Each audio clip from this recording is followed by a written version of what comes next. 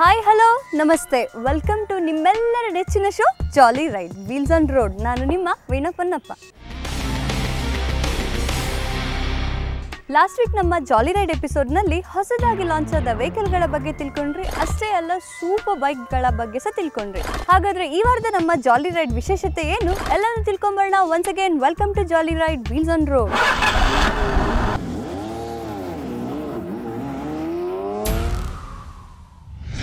ಈಗ ನೀವೆಲ್ಲರೂ ಇಂಟ್ರೆಸ್ಟಿಂಗ್ ಇಂದ ವೆಯ್ಟ್ ಮಾಡ್ತಾರೋ ಸೆಕ್ಷನ್ ಮೈ ಪ್ಯಾಷನ್ ಸೆಕ್ಷನ್. ಈ ವಾರ ನಮ್ಮ ಮೈ ಪ್ಯಾಷನ್ ಸೆಕ್ಷನ್ ತುಂಬಾ ಸ್ಪೆಷಲ್. ಬಿಕಾಸ್ ಈ ವಾರ ನಾನು ನಿಮಗೆ ರಾಷ್ಟ್ರೀಯ ಅಷ್ಟೇ ಅಲ್ಲ ಅಂತಾರಾಷ್ಟ್ರೀಯ ಮಟ್ಟದಲ್ಲಿ ಬೆಳೀತಿರುವಂಥ ಕನ್ನಡದ ಪ್ರತಿಭೆ, ಸ್ಪೆಷಲಾಗಿ ಹೇಳೋದಾದರೆ ನಮ್ಮ ಬೆಂಗಳೂರಿನ international bike rider mister Rohit Giri, ಇವರ ಬೈಕ್ ಪ್ಯಾಷನ್ ಹಾಗೂ ಇವರ ರೇಸಿಂಗ್ ಪ್ಯಾಷನ್ ಇದರ ಬಗ್ಗೆ ಡೀಟೇಲ್ಸ್ ಕೊಡ್ತಾ ಇದ್ದೀನಿ. Hello Rohit, welcome to jolly ride. Thank you.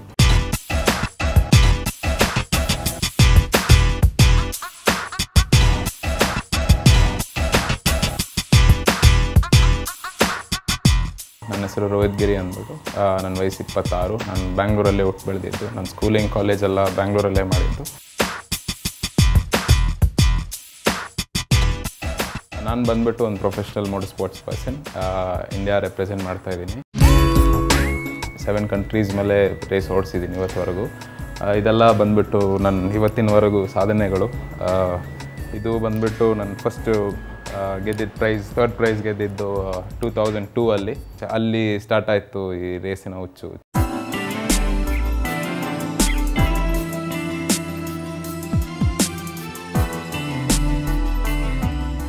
So Rohit ಅವ್ರ ಬಗ್ಗೆ ಹೆಚ್ಚಿನ ಡೀಟೇಲ್ಸ್ ಕೊಡೋ ಅವಶ್ಯಕತೆನೇ ಇಲ್ಲ. ಆದರೂ ಹೇಳೋದಾದರೆ ರೋಹಿತ್ ಅವರು ತಮ್ಮ 16ನೇ ವಯಸ್ಸಲ್ಲಿ ರೇಸಿಂಗ್ ಸ್ಟಾರ್ಟ್ ಮಾಡಿದ್ದಾರೆ. ಅಲ್ಲಿಂದ ಇಲ್ಲಿವರೆಗೂ ಅವರ ಜರ್ನಿ ಹೇಗಿದೆ ಬನ್ನಿ ಅವ್ರನ್ನೇ ಕೇಳಿ ತಿಳ್ಕೊಳ್ಳೋಣ.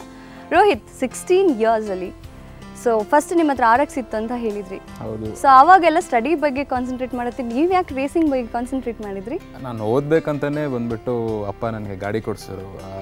ನಾನು ಬಂದ್ಬಿಟ್ಟು ತುಂಬ ಜಗಳ ಮಾಡಿದ್ದೆ. ನಾನು 10th ಸ್ಟ್ಯಾಂಡರ್ಡಲ್ಲಿ ನಾನು ಹೇಳಿದೆ ನನಗೆ ಗಾಡಿ ಕೊಡಿಸಿಲ್ಲ ಅಂದರೆ ನಾನು 10th ಎಕ್ಸಾಮ್ ಪಾಸ್ ಆಗೋಲ್ಲ ಅಂದ್ಬಿಟ್ಟು. ಸರಿ ಅಂದ್ಬಿಟ್ಟು ಫೈನಲ್ ಎಕ್ಸಾಮ್ಗೆ ಒಂದು 3 ತಿಂಗಳು ಮುಂಚೆನೇ ಬಂದುಬಿಟ್ಟು ಅಪ್ಪ ಬಂದ್ಬಿಟ್ಟು ಒಂದು RX 135 ಬ್ರ್ಯಾಂಡ್ ನ್ಯೂ ತೊಗೊಂಬಂದು ಮನೇಲಿ ನಿಲ್ಲಿಸಿದ್ರು. ತೊಗೊಂಬಂದ್ಬಿಟ್ಟು ನೀನು ಎಕ್ಸಾಮ್ ಪಾಸ್ ಆದರೆ ಕೊಡ್ತೀನಿ ಅಂತ ಏನೂ ಹೇಳಲಿಲ್ಲ. ಗಾಡಿ ಕೈಯಲ್ಲಿ ಕೊಟ್ಬಿಟ್ರು. ನೀನು ಪಾಸ್ ಆಗ್ತೀಯೋ ಬಿಡ್ತೀಯೋ ಅದು ನಿಂದು, ನಾನು ಮಾಡಬೇಕಾಗಿರೋದು ಕಡಿಮೆ, ನಾನು ಮಾಡಿಬಿಟ್ಟೆ. ಇವತ್ತಿಂದ ಬಂದುಬಿಟ್ಟು ನಿನ್ನ ಜವಾಬ್ದಾರಿ ನೀನು ನೋಡ್ಕೋಬೇಕು ಅಂದ್ಬಿಟ್ಟು. ಸೊ ತುಂಬ ಮೋಟಿವೇಟ್ ಆಯಿತು. ನಮ್ಮಪ್ಪ ಹಂಗೆ ಎನ್ಕರೇಜ್ ಮಾಡಿದ ತಕ್ಷಣ ಸೊ ನನಗೇನೇ ಒಂದು ವಿಷಯ ಆಗಿರಲಿ ಮೋಟಿವೇಟ್ ಮಾಡಿ ಪಾಸಿಟಿವ್ ಆಗಿ ಫೀಡ್ಬ್ಯಾಕ್ ಕೊಟ್ಟು ಪುಷ್ ಮಾಡಿದ್ರೆ I can achieve my dreams. So stock ಗಾಡಿ ಹಾಗೆ ಕೈ ಸಿಕ್ಕಿದ್ನ ಹಾಗೆ ಇಟ್ಕೊಂಡ್ರ ಅಲ್ಲ? ಅದು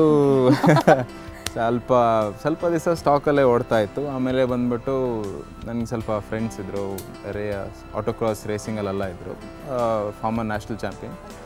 ಅವ್ರು ಬಂದ್ಬಿಟ್ಟು ಅವ್ರ ಜೊತೆನೇ ಇರ್ತಾ ಇದ್ದಿದ್ದರಿಂದ ನನಗೂ ಆ ಇನ್ಫ್ಲುಯೆನ್ಸ್. ಸೊ ಬಂದ್ಬಿಟ್ಟು ನನ್ನ ಕರ್ಕೊಂಡು ಹೋಗ್ತಾರೆ, ಟ್ರ್ಯಾಕಿಗೆಲ್ಲ ಕರ್ಕೊಂಡು ಹೋಗ್ತಾರೆ. ಅವ್ರ ಗಾಡಿ ನನಗೆ ಕೊಡ್ತಾಯಿದ್ರು ಓಡ್ಸೋಕ್ಕೆ. ಸೊ ನನಗಂತ ಅವ್ರು ರೇಸ್ ಓಡ್ಸೋಕೆ ನನ್ನ ಹತ್ರ ಗಾಡಿ ಇರ್ತಾ ಇರಲಿಲ್ಲ. ಸೊ ಅವ್ರು ಬಂದ್ಬಿಟ್ಟು ನಿನ್ನ ಗಾಡಿ ರೆಡಿ ಮಾಡಿಸ್ಕೊಟ್ಟು, ನನ್ನ ಗಾಡಿನ ರೆಡಿ ಮಾಡಿಸ್ಕೊಟ್ಟು ನೀನು ಓಡಿಸು, ನಾವಿಸ್ ಕ್ಲಾಸಲ್ಲಿ ಓಡಿಸು ಅಂದ್ಬಿಟ್ಟು ನನ್ನ ತುಂಬ ಎನ್ಕರೇಜ್ ಮಾಡೋದು. ಸೊ ಅವಾಗಲೇ 16 ಇಯರ್ಸಲ್ಲೇ ಸ್ಟಾರ್ಟ್ ಮಾಡಿ ಸ್ಮಾಲ್ ಟೈಮ್. ಸೊ ನಾನು ಬಂದ್ಬಿಟ್ಟು ಸಂಡೇ ಬೆಳಗ್ಗೆ ಆದರೆ ಸ್ನೀಕ್ ಔಟ್ ಬೈಕ್ ಮೆತ್ತಿಗೆ ತೊಗೊಂಡು 6 ಗಂಟೆಗೆಲ್ಲ ಮನೆ ಬಿಟ್ಟು ಓಡಿಸ್ಕೊಂಬಂದು ಬರುವಾಗಲ್ಲ ಸಂಡೇ ಸಾಯಂಕಾಲ ಏನಾದರೂ ಗಾಯ ಆಗಿರೋದು ಮನೆಯಲ್ಲಿ. ಸೊ ಕೇಳೋರು, ಏನೋ ಪ್ರತಿ ವಾರ ಏನಾದರೂ ಮಾಡ್ಕೊಂಬರ್ತೀಯಲ್ಲ, ಏನು ಮಾಡ್ತಾ ಇದೆಯಾ ಅಂದ್ಬಿಟ್ಟು. ಸೊ ನಾನೇನು ಹೇಳಲಿಲ್ಲ. ಅಪ್ಪ ಬಂದ್ಬಿಟ್ಟು ಒಂದು ದಿವಸ ಒಂದು ಸತಿ ನಾನು ಓಡಿಸ್ತಾ ಇರೋವಾಗ ಬಂದು ನೋಡಿ ತುಂಬ ಒಂಥರ ಇವ್ನು ಬಂದ್ಬಿಟ್ಟು ಓದೋದ್ರಲ್ಲಿ ಇಂಟ್ರೆಸ್ಟೇ ಇಲ್ಲ, ಇವನಿಗೆ ಇಂಜಿನಿಯರ್ ಆಗಬೇಕಂತ ಇದ್ದಿದ್ದು ನಾನು, ಆಟೋಮೊಬೈಲ್ ಇಂಜಿನಿಯರಲ್ಲಿ. ಬಟ್ ನೀನು ಓದೋದ್ರಲ್ಲಿ ಇಂಟ್ರೆಸ್ಟೇ ಇಲ್ಲ, ಸೊ ದಯವಿಟ್ಟು ನೀನು ಇದೇ ಕಂಟಿನ್ಯೂ ಮಾಡೋದು, ಎನ್ಕರೇಜ್ ಮಾಡೋಕ್ಕೆ ಸ್ಟಾರ್ಟ್ ಮಾಡೋದು. ಸೊ ಓಡಿಸ್ತಾ ಇದ್ದಂಗೆ ಸ್ವಲ್ಪ ಆಮೇಲೆ ಬಂದು ಆಟೋಕ್ರಾಸಿಂದ ಮೋಟೋಕ್ರಾಸ್ ಸ್ಟಾರ್ಟ್ ಮಾಡೋದು. ಸೊ ಮೋಟೋಕ್ರಾಸ್ ಓಡಿಸ್ತಾ ಇರುವಾಗ ಒಂದು ಟ್ರಿಪಲ್ ಜಂಪ್ ತೆಗಿತಾ ಇರುವಾಗ ಫ್ಲಿಪ್ಪಾಗಿ ಬಿದ್ದು ಬ್ಯಾಕು ಆಮೇಲೆ ರಿಸ್ಟು ಹೊಡೆದೋಯ್ತು. ಸೊ ಅದರಿಂದ ಬಂದುಬಿಟ್ಟು ತಿರ್ಗಾ ಅಪ್ಪಾಗೆ ಬಂದುಬಿಟ್ಟು ಒಂಥರ ಬೇಜಾರಾಯಿತು, ಭಯ ಆಯಿತು. ಆದರೆ ಎನ್ಕರೇಜ್ಮೆಂಟ್ ಇತ್ತು. ಸರಿ ನೀನು ಬೈಕ್ಸ್ ಓಡಿಸ್ಬೇಡ, ಕಾರ್ ಓಡಿಸು ಅಂದರು. ಸೊ ಕಾರ್ಸ್ಗೆ ಹಾಕೋದು. ಆದರೆ ಬಂದ್ಬಿಟ್ಟು ಅದೇನೋ ಆ ಜೋಶ್ ಇರ್ತಾ ಇರಲಿಲ್ಲ, ಮಜಾ ಇರ್ತಾ ಇರಲಿಲ್ಲ, ಆ ಕಾರಲ್ಲಿ ಆ ಫೀಲ್ ಇರ್ತಾ ಇರಲಿಲ್ಲ. ಏನಕ್ಕಂದರೆ ಯು ಆರ್ ಸೇಫ್. ಸೊ ಅದರಿಂದ ನಮ್ಮಪ್ಪ ಹೇಳಿದೆ ಇಲ್ಲ ನಾನು ಕಾರ್ ಓಡಿಸಲ್ಲ ಅಂದ್ಬಿಟ್ಟು. ಆಮೇಲೆ ಬಂದುಬಿಟ್ಟು ಪೇಸರ್ ಯಮ ಬಂದ್ಬಿಟ್ಟು ನಾನು ಫ್ಯಾಕ್ಟ್ರಿ ಯಮ ರೇಸಿಂಗ್ಗೆ 2005 ನನ್ನ ಕರೆದ್ಬಿಟ್ಟು ಸರ್ಕ್ಯೂಟ್ ರೇಸಿಂಗಲ್ಲಿ ನೀನು ಓಡಿಸ್ ನೋಡು, ಇಫ್ ಯು ಆರ್ ಕಂಫರ್ಟಬಲ್, ನೀನು ಬಂದ್ಬಿಟ್ಟು ಗೆಲ್ಲಕ್ಕಾಗತ್ತಾ, ಯು ಹ್ಯಾವ್ ಪೊಟೆನ್ಷಿಯಲ್, ನೀನು ಒಂದು 2 ಟೈಮ್ಸ್ ಪ್ರಾಕ್ಟೀಸ್ ಮಾಡು ಅಂತ ನನಗೊಂದು ಆಪರ್ಚುನಿಟಿ ಕೊಟ್ಟರು. ಫ್ಯಾಕ್ಟ್ರಿ ಯಮ ರೇಸಿಂಗ್ 2005 ಕೊಟ್ಟಿದ ತಕ್ಷಣ ಫಸ್ಟ್ ಸೀಸನಲ್ಲಿ 4th ಮುಗಿಸ್ದೆ overall championship among top riders of India. Okay 2007 double time national champion ಆದೆ. ಸೊ ಅವಾಗಿಂದನೇ ರಾಸಿ ಫ್ಯಾನ್. ಯಾವ ಬೈಕರ್ರು ರಾಸಿ ಫ್ಯಾನ್ ಇಲ್ಲ ಅಂತ ಇಲ್ಲ. ಸೊ ಬಂದ್ಬಿಟ್ಟು ಅವಾಗಿಂದ ರಾಸಿ ಫ್ಯಾನ್. ಸೊ ನಾನು ಬಂದ್ಬಿಟ್ಟು ಸ್ಟಂಟಿಂಗ್ ಅಲ್ಲೂ ತುಂಬ ಮಾಡ್ತಾಯಿದ್ದೆ. ಕೆಲವೊಂದು ಮೂವೀಸ್ ಎಲ್ಲ ಮಾಡಿದ್ದೀನಿ. ಯಾವ ಮೂವೀಸ್ ಎಲ್ಲ ಮಾಡಿ? ಸ್ಟಂಟಿಂಗ್ ತೆಲುಗು ಮತ್ತು ಕನ್ನಡ ಮತ್ತು ಹಿಂದಿ ಕೆಲವೊಂದೆಲ್ಲ ಸ್ಟಂಟ್ ಡಬಲ್ ಆಗಿ ಮಾಡಿದ್ದೀನಿ. ಸೊ ಇಡೀ ಬೈಕ್ ಇಂಡಿಯಾ ಮ್ಯಾಗ್ಝಿನ್ ಮತ್ತು ಮೋಟರ್ ಸ್ಪೋರ್ಟ್ಸ್ ಫೆಟರ್ನಿಟಿ ಬಂದ್ಬಿಟ್ಟು ಇಬ್ಬರು ಸೇರಿ ಕೊಟ್ಟಿದ್ದು. 2 ಟೈಟಲ್ ಕೊಟ್ಟರು. ಬೈಕ್ ಇಂಡಿಯಾ ಮ್ಯಾಗ್ಝಿನ್ ಬಂದ್ಬಿಟ್ಟು ವ್ಯಾಲೆಂಟಿನೋ ರೋಹಿತ್ ಅಂತ ಟೈಟಲ್ ಕೊಟ್ಟರು. FMSCI ಫೆಟರ್ನಿಟಿ ಬಂದ್ಬಿಟ್ಟು ದ ವೀಲಿ ಕಿಂಗ್ ಅಂತ ಕೊಟ್ಟರು. Because I did the fastest wheelie ಬ್ಯಾಂಗ್ಳೂರಲ್ಲಿ ಜಕ್ಕೂರ್ ಫ್ಲೈಯಿಂಗ್ ಕ್ಲಬ್ಬಲ್ಲಿ ಫಾಸ್ಟೆಸ್ಟ್ ವೀಲಿ ಮಾಡಿದೆ. About under 12 seconds 200 meters over speeds of about 200. ಇಷ್ಟೇ ಅಲ್ಲದೆ ಬೇರೆ ಏನಾದರೂ ಪ್ರಾಕ್ಟೀಸ್ ಮಾಡ್ತಾ ಇದ್ರಾ? ಅಲ್ಲ ನಿಮ್ಮ ಪ್ರಾಕ್ಟೀಸ್ ಇಲ್ಲಿ ಏನಂದರೆ ನನಗೆ ಯಾರೂ ಪ್ರೊಫೆಷ್ನಲಾಗಿ ಟ್ರೈನ್ ಮಾಡಿಲ್ಲ. ನಾನಾಗೆ ಟಿ ವಿ ನೋಡಿ ಮೋಟೋ GP ನೋಡಿ ಕಲ್ತಿರೋದು. ಸೊ ಎಲ್ಲ ನೋಡಿ ಕಲ್ತಿರೋ, ಎಲ್ಲ trial and error, research and development. So ನೋಡಿ ಕಲ್ತು ಇಷ್ಟು ತನಕ ಬಂದಿದ್ದೀನಿ. ಪ್ರೊಫೆಷ್ನಲ್ ಟ್ರೈನಿಂಗ್ ಆಗಿದ್ದರೆ ಇವತ್ತು ಬೇರೆ ಎಲ್ಲೋ ಇರ್ತಾಯಿದೆ. But 2010 California super bike school ಇಂಡಿಯಾಗೆ ಬಂದಿತ್ತು.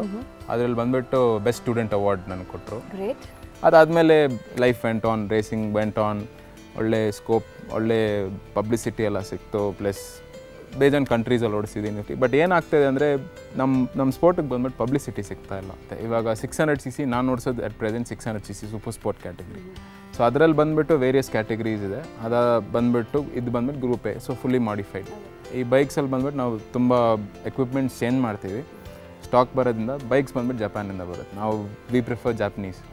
ಸೊ ನಾವು ಜಾಪನೀಸ್ ಬೈಕ್ನ ಬಂದ್ಬಿಟ್ಟು ಎಕ್ಸಾಸ್ಟ್ ಮತ್ತು ಸಸ್ಪೆನ್ಷನ್, ಡ್ಯಾಂಪರ್ ಮತ್ತು ಪವರ್ ಕಮಾಂಡರ್, ವೇರಿಯಸ್ ಆಸ್ಪೆಕ್ಟ್ಸ್ ಬೈಕ್ಸಲ್ಲಿ ಬಂದುಬಿಟ್ಟು ವೆಯ್ಟ್ ರಿಡಕ್ಷನ್ ಮಾಡ್ತೀವಿ, ಆದಷ್ಟು ವೆಯ್ಟ್ ಇರಬಾರ್ದು. ಸೊ ಅದೆಲ್ಲ ಬಂದುಬಿಟ್ಟು it is a very important role factor. And setup and handling ತುಂಬ ಇಂಪಾರ್ಟೆಂಟ್. ಏನಕ್ಕಂದ್ರೆ ಅದಿಲ್ಲ ಅಂದರೆ ನಿಮ್ಮ ಓಡ್ಸೋಕ್ಕಾಗಲ್ಲ. You are not comfortable. ಇದರ್ ಕೈ ನೋವುತ್ತೆ, ಕತ್ತು ನೋವುತ್ತೆ, ಏನಾದರೂ ಒಂದು ಪ್ರಾಬ್ಲಮ್ ಇರುತ್ತೆ. ಸೊ ನಮ್ಮ ಸೆಟಪ್ ಬಂದ್ಬಿಟ್ಟು ತುಂಬ ಮುಖ್ಯ. So setup is very important. So ಅದು ಬಂದ್ಬಿಟ್ಟು ನಾವು ಅದು ಕಾನ್ಸಂಟ್ರೇಟ್ ಮಾಡೋಕ್ಕೆ equipments like suspension is very important overall. Rohit Giri ಅವರ ರೇಸ್ ಪ್ಯಾಷನ್ ಬಗ್ಗೆ ಇನ್ನಷ್ಟು ಡೀಟೇಲ್ಸ್ ಕೊಡ್ತೀನಿ. ಆದರೆ ಅದಕ್ಕಿಂತ ಮುಂಚೆ ಒಂದು ಶಾರ್ಟ್ ಬ್ರೇಕ್.